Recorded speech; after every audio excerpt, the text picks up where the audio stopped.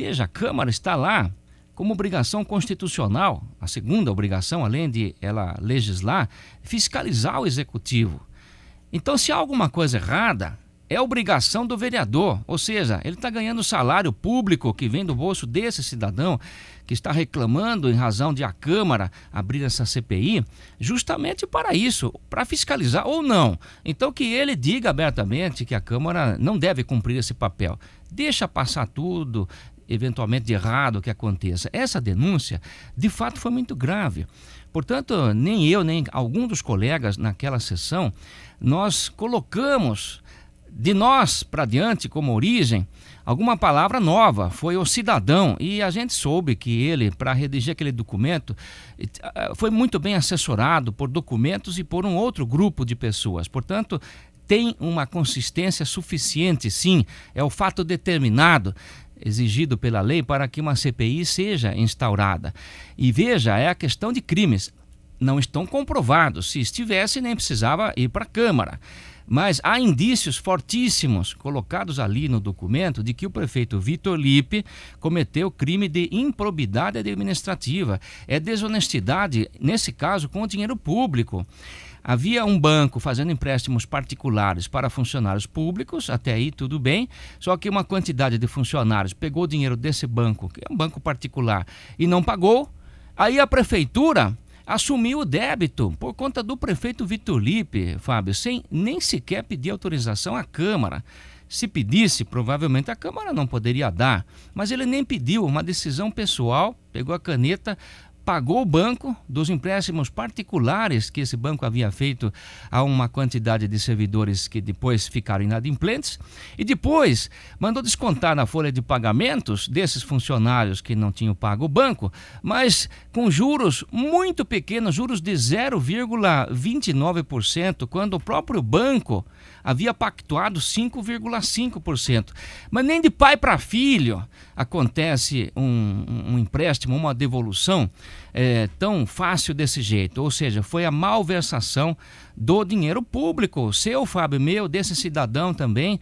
Isso tem agora que ser averiguado. E também o próprio cidadão, Eulovir Brito, ele faz acusação escrita ali, não fui eu que inventei, nem os colegas vereadores, de que até o promotor envolvido nesse caso, o promotor Dr. Orlando Bastos Filho, teria se associado de uma certa forma ao crime de improbidade, nesse caso dele, de prevaricação, porque há vários anos que está, entre aspas, investigando, não saiu do lugar, não tomou nenhuma atitude no foro do Ministério Público. Então a acusação do cidadão Eulovir é de crime de prevaricação, ou seja, a autoridade pública que deveria, mas não toma determinada providência, é crime de prevaricação. Essa é a palavra correta.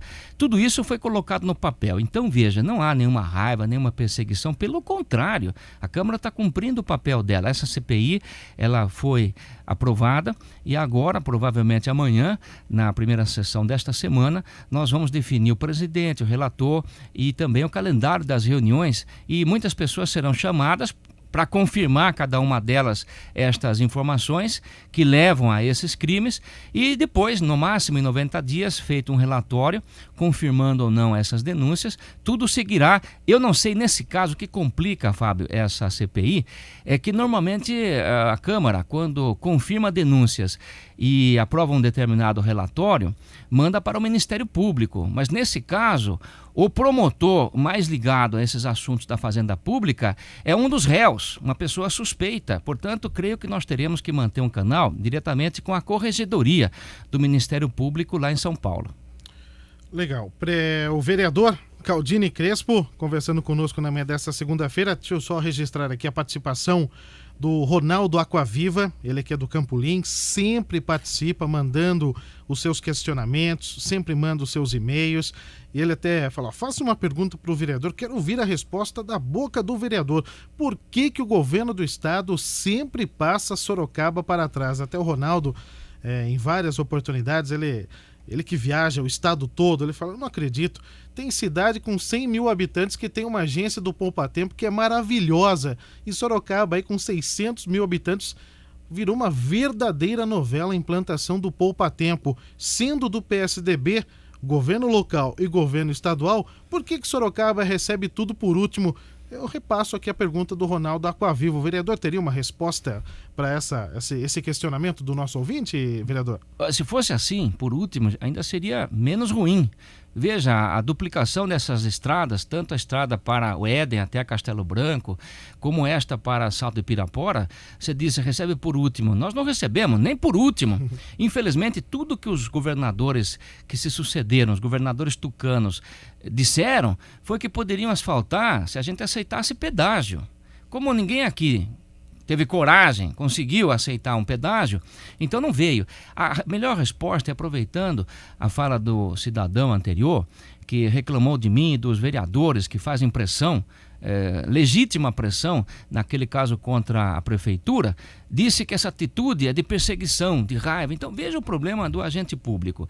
Se ele se omite, e esse é o ponto, a resposta agora é essa omissão de todas as autoridades mais próximas do governador, porque o governador é que tem a obrigação e o talão de cheque para concluir de uma vez por todas o Poupa Tempo, o nosso hospital Lucímio Montoro, de que eles nem falam mais, só quando algum jornalista se lembra ou está com falta de notícia no seu espaço, eles enrolam novamente, a duplicação desses trechos da estrada, o nosso trem de passageiros com a capital, enfim, tem um montão. O Ronaldo é um cidadão, ele não é político, e se fosse também, isso não seria demérito algum para ele, mas não é um cidadão simplesmente indignado, conhecedor da realidade em outras regiões do estado, e que não entende, como eu também não entendia, por que Sorocaba, que pelo menos tinha, hoje não tem mais uma quantidade de deputados, não é?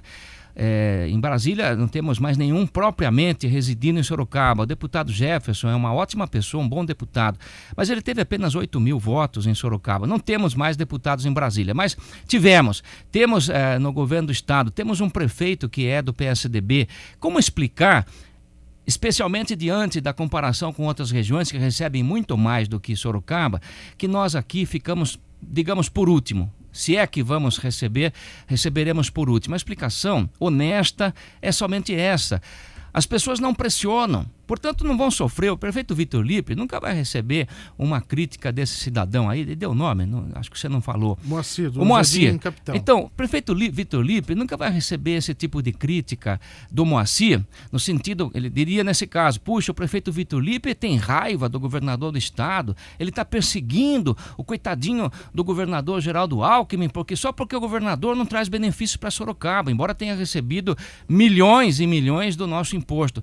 Veja, o prefeito Vitor Lippe realmente ele não incorre nessa crítica, porque infelizmente ele não pressiona. Quando muito ele leva um ofício durante uma inauguração, governador, há um ofício aí, se o senhor puder, atenda, tá? Fica nisso. E daí, claro que o governador não atende aqui, vai atender em outras regiões, onde os políticos, principalmente aqueles ligados a ele, ao partido dele, eles são mais combativos. Colocam o governador na parede, porque ninguém deve aceitar um cargo importante desse sem estar preparado para receber, e mais do que receber, atender pressões legítimas da comunidade. Portanto, respondo novamente ao Moacir. Moacir, entenda que quando um político age fiscalizando outros, ou até briga entre aspas, fazendo pressão, briga com respeito, eu acredito que essa é a grande diferença. A gente pode brigar sem perder a ternura. É assim que deve ser feito, é assim que eu faço. Mas realmente eu pressiono e depois sofro essa crítica. O prefeito Vitor Lippe, no contraponto, ele não sofre do Moacir essa crítica, mas também não trabalha o suficiente e não consegue os benefícios para Sorocaba.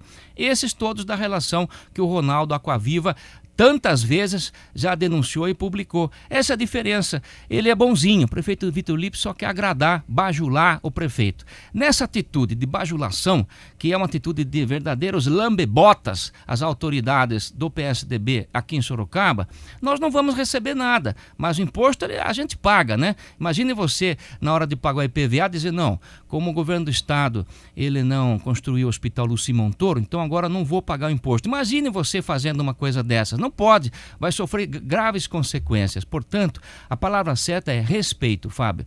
com respeito à educação, aquele que se candidatou e foi eleito com a confiança do povo, tem que pressionar sim, porque o que tem de gente, incluindo esses graúdos, só enrolando, manipulando a opinião pública, e o pior é que muita gente aceita. Chega aqui o prefeito novamente na quarta-feira, fique tranquilo, eu já pedi novamente, Hospital Luci Montoro, vai acontecer daqui a alguns meses. Olha, tenha paciência, se possível nunca mais me pergunte isso, tá? O dia que tiver a data da inauguração, eu apareço aqui. E tem muita gente que aceita, que bacana, como o prefeito é bonzinho, ele é tão educado. Isso não é educação. Isso daí é uma atitude de lambe-botas. Essa palavra não é ofensiva, está no dicionário. É aquela pessoa que, especialmente quando político, só fica adulando, só fica tentando agradar, mas não cumpre o seu papel social.